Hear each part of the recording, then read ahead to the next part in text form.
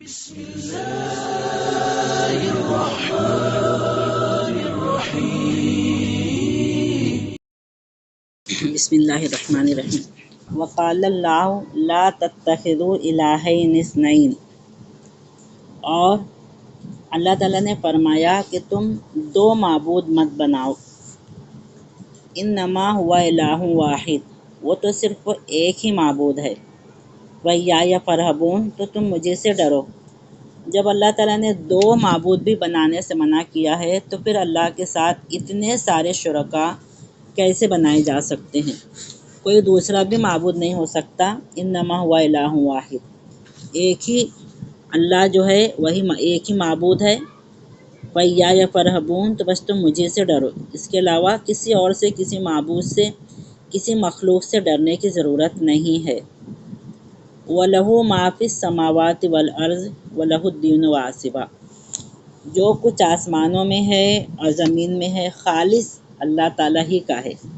کسی اور کوئی اور اس میں شریک نہیں ہے. خالصتاً یہ ساری چیزیں پوری کائنات میں جو موجود ہیں وہ سب اللہ ہی کے لیے ہے، اللہ ہی کی مخلوق ہے، اللہ کی پیدا کی ہوئی ہے اور اللہ ہی کے نظام کی پابند ہے. ابھی پیچھے گزرا کہ ہر چیز جو ہے اللہ کی اطاعت اور فرما برداری کر رہی ہے. جس طریقے سے بھی اللہ تعالیٰ نے انہیں پابند بنایا ہے،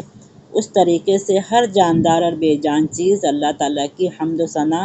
اور اللہ تعالیٰ کے آگے سجدہ کر رہی ہے.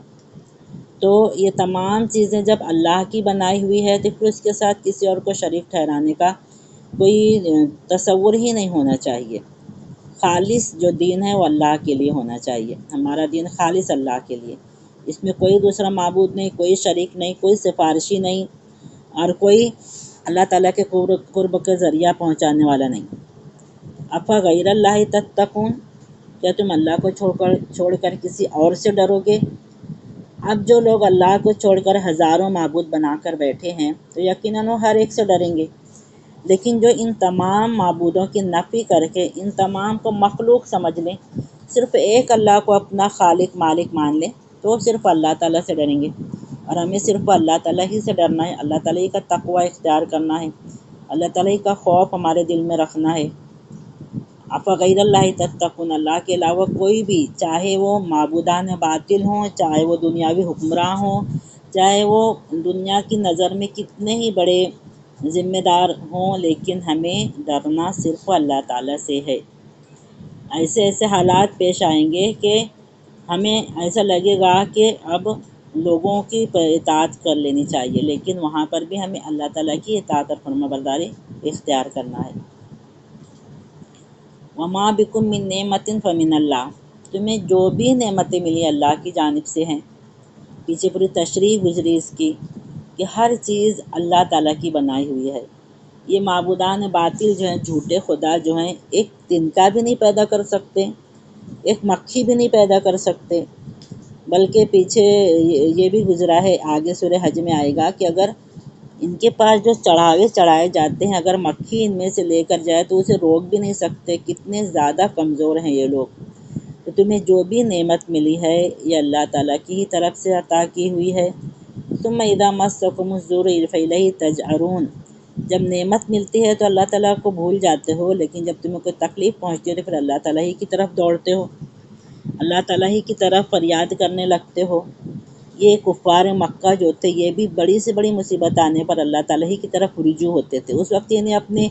جھوٹے معبود یاد نہیں آتے تھے، بلکہ پیچھے مثال بھی گزری ہے، ہم پڑھ کر آئے ہیں.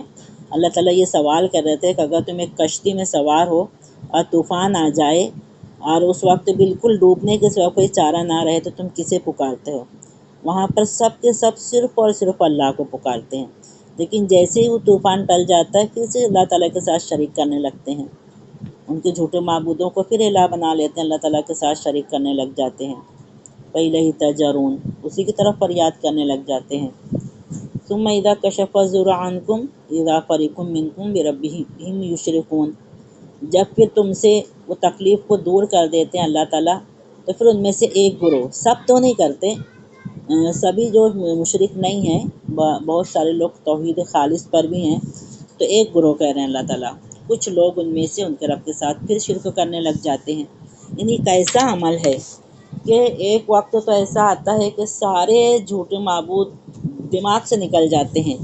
اور یہ دماغ میں رہتا ہے کہ یہ لوگ کچھ نہیں کر سکتے، صرف اللہ کی ذات ہی کر سکتی ہے۔ اور جب اچھے حالات آ گئے تو پھر وہی جھوٹے معبود کو یہ لوگ شریک کرنے لگ جاتے ہیں اللہ تعالیٰ کے ساتھ۔ لیکفروا بما آتیناہم، یہ اس لیے کرتے ہیں کہ ہم نے جو انہیں عطا کیا ہے تو اس احسان کی ناشکری کریں، کفران نعمت کے لیے لوگ ایسا کر رہے ہیں۔ فتمتعوا، ٹھیک ہے تم فائدہ اٹھا لو، فسوف تعلمون، پھر تمہیں پتہ چل جائے گا۔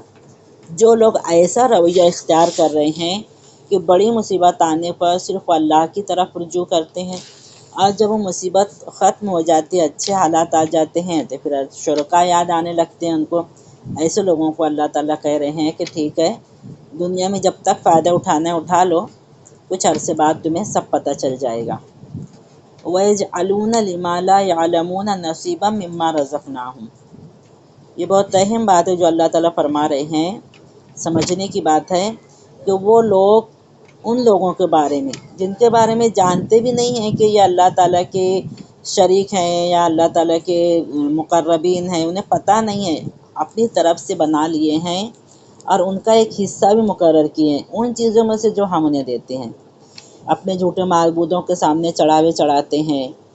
اپنے ان کے جو بزرگان دین ہوتے ہیں ان کو ان لوگوں نے بڑا بنا رکھا ہے، ان کے لیے نظر و نیاز کرتے ہیں۔ اللہ کے دی ہوئے رزق میں سے مما رزقناہم، وہ رزق تو ہم انہیں دیے ہیں، یہ دوسروں کے لیے کیوں انہیں استعمال کر رہے ہیں، دوسرے کے لیے اس میں حصہ کیوں بنا رہے ہیں؟ وہ تو اللہ تعالیٰ نے دی ہے، اللہ تعالیٰ کی عطا کیا ہوا رزق ہے، اور اللہ تعالیٰ نے اس رزق کو خود کے اوپر اور ضرورت مندوں کے اوپر کرنے کے لیے کہا گیا، نہ کہ ان شرکاء کے اوپر انہیں نظر نیاز چڑھانے کے لیے اللہ تعالیٰ نے یہ رزق عطا فرمائے ہیں۔ تاللہ لتسألن عما کنتم تفترون، اللہ تعالیٰ قسم کھا کے کہہ رہے ہیں کہ اللہ کی قسم ضرور تم سے اس بارے میں سوال کیا جائے گا جو تم جھوٹ گھڑتے ہو۔ یہ دوسرے لوگ جو ہیں اللہ کی خدائی میں نعوذ باللہ کسی نہ کسی حد تک شریک ہیں، یا پھر یہ کہ ہؤلاء شفعاؤنا عند اللہ،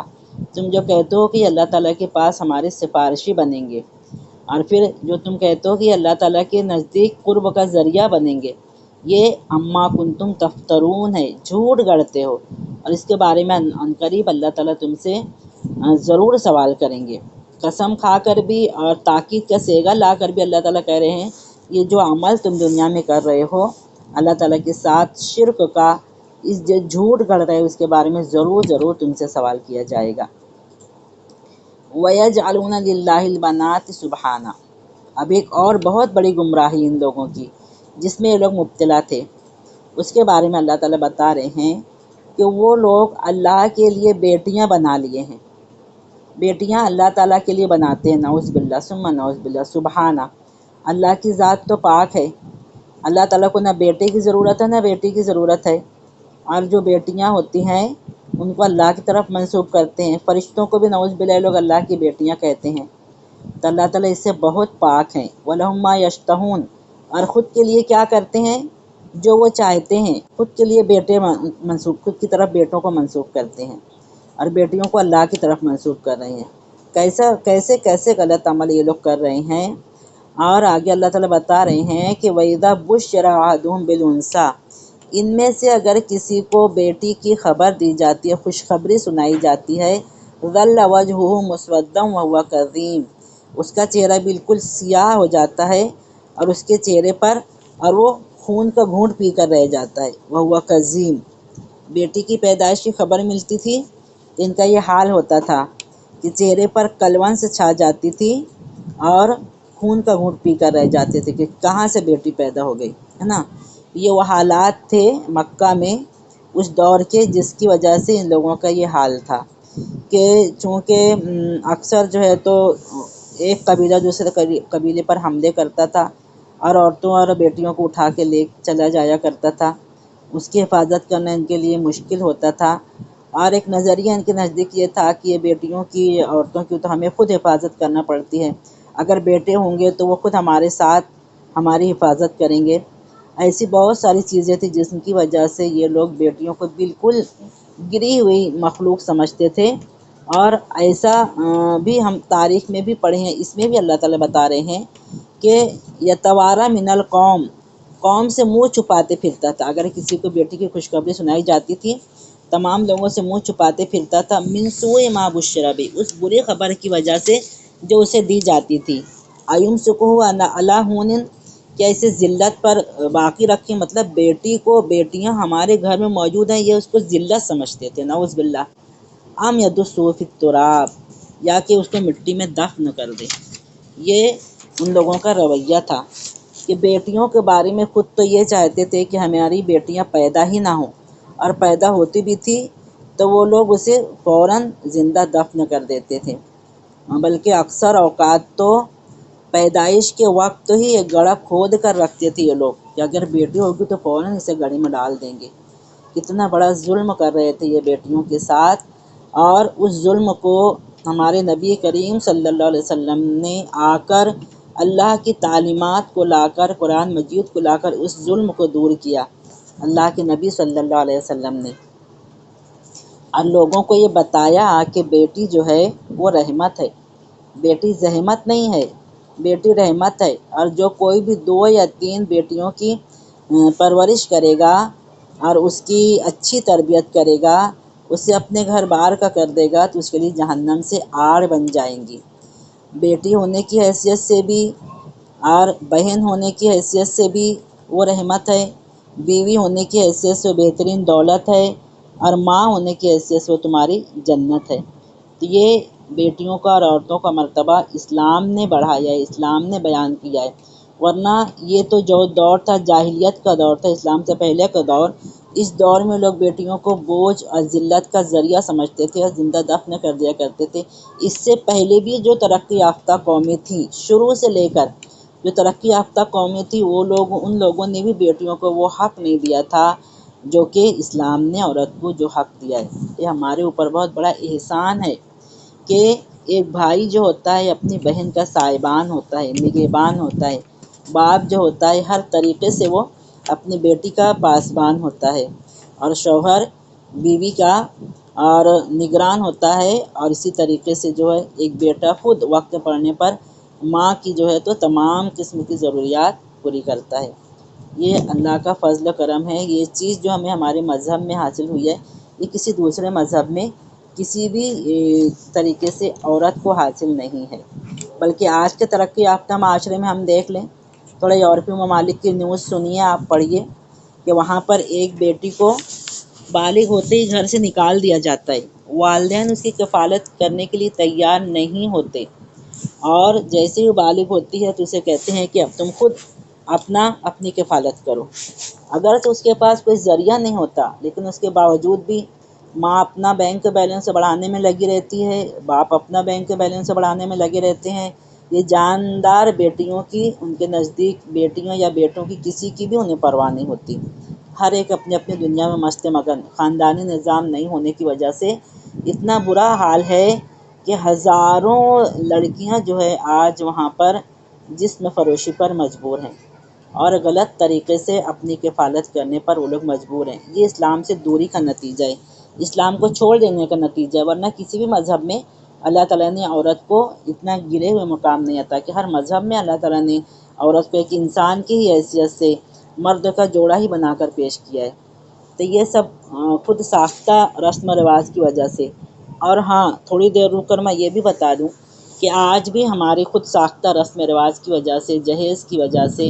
ان تمام چیزوں کی وجہ سے آج بھی کچھ علاقے ایسے ہیں جہاں پر بیٹیوں کو پیدا ہوتے ہی مار دیا جاتا ہے۔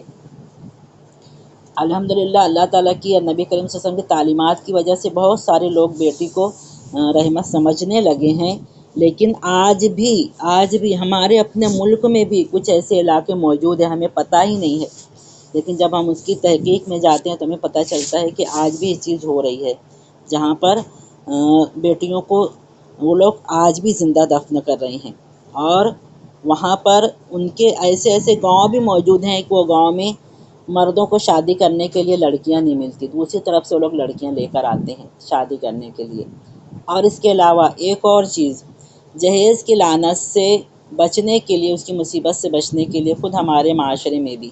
ہندو معاشرے میں تو دھڑلے سے وہ لوگ بیٹیوں کو قتل کر رہے ہیں، پیدا ہونے سے پہلے ہی جنس معلوم کر کے انہیں قتل کر رہے ہیں، لیکن ہمارے معاشرے میں بھی یہ چیز ہو رہی ہے کہ بیٹیوں کی پیدائش کو کم سے کم پسند کیا جاتا ہے۔ حالانکہ یہ حدیث آپ لوگوں کے سامنے میں بیان کر دوں کہ نبی کریم صلی اللہ علیہ وسلم فرماتے ہیں، نبی ابن شریح رضی اللہ عنہ قال، نبی ابن شریح رضی اللہ عنہ سے روایت فرماتے ہیں، اذا ولد للرجل ابنۃ، جب کسی شخص کے گھر بیٹی پیدا ہوتی ہے تو بعث اللہ الملائکہ، اس گھر میں اللہ تعالیٰ فرشتوں کو بھیجتے ہیں، یقولون السلام علیکم، فرشتے جاتے ہیں اس گھر میں، گھر والوں کو سلام کرتے ہیں، یکتنفونہا باجنتیہم، وہ اپنے بازوؤں میں اس کو اٹھاتے ہیں، ویمسحونہا، یکتنفونہا بیدیہم، اپنے ہاتھوں میں اٹھاتے ہیں، ویمسحونہا باجنحتہم، اپنے پروں سے اس کو سہلاتے ہیں، یقولون ضعیفۃ خرجت من ضعیفہ، وہ کہتے ہیں کہ ایک کمزور جان ہے جو ایک کمزور جان کے ذریعے سے پیدا کی گئی ہے، القیم علیہا معان الی یوم القیامہ، جو بھی اس کی پرورش اور نگہداشت کرے گا قیامت تک کے لیے اس کی مدد کی جاتی رہے گی، یعنی جب تک وہ زندہ رہے گا، جب تک صرف نہیں، مرنے کے بعد بھی اس بچی کی پرورش، نگہداشت، اس کی تعلیم و تربیت جو وہ کرے گا، اس کی وجہ سے قیامت تک کے لیے، مرنے کے بعد بھی، قبر میں بھی، عالم برزخ میں بھی، حشر میں بھی، ہر جگہ اس کی مدد کی جاتی رہے گی۔ یہ بیٹی کی پیدائش پر خوشخبری ہے، جس بیٹی کی پیدائش کو آج ہمارے معاشرے میں بھی ناپسندیدہ سمجھا جاتا ہے اور بیٹی کی پیدائش کو بہت زیادہ فوقیت دی جاتی ہے۔ تو خیر یہ ایک وہ معاشرہ تھا، اور آج ہمارا معاشرہ بھی کچھ زیادہ پیچھے نہیں زمانے جاہلیت سے، تو یہاں پر یہ لوگ بیٹیوں کے پیدائش کو اتنا زیادہ ناپسند کرتے تھے، اور اللہ تعالیٰ فرما رہے ہیں کہ بیٹیوں کو اللہ تعالیٰ کے لیے منسوب کرتے، اتنا زیادہ یہ گستاخ ہو چکے ہیں کہ وہ رب، وہ علیم و خبیر، وہ الہ جنہوں نے ان کو پیدا کی، انہیں رزق دے رہا ہے، انہیں ساری چیزیں دے رہا ہے، تو وہ اس کی طرف بیٹیوں کو منسوب کرتے ہیں، خود کے لیے بیٹے رکھتے ہیں وہ لوگ۔ الا ساء ما یحکمون، سن لو بہت ہی برا ہے جو یہ لوگ فیصلہ کرتے ہیں۔ للذین لا یؤمنون بالآخرۃ مثل السوء، ان لوگوں کے لیے جو آخرت پر ایمان نہیں لاتے، آخرت میں اللہ تعالیٰ کے سامنے کھڑے ہونے کا یا جواب دینے کا تصور جن کے اندر نہیں ہے، ان کی مثال بدترین مثال ہے۔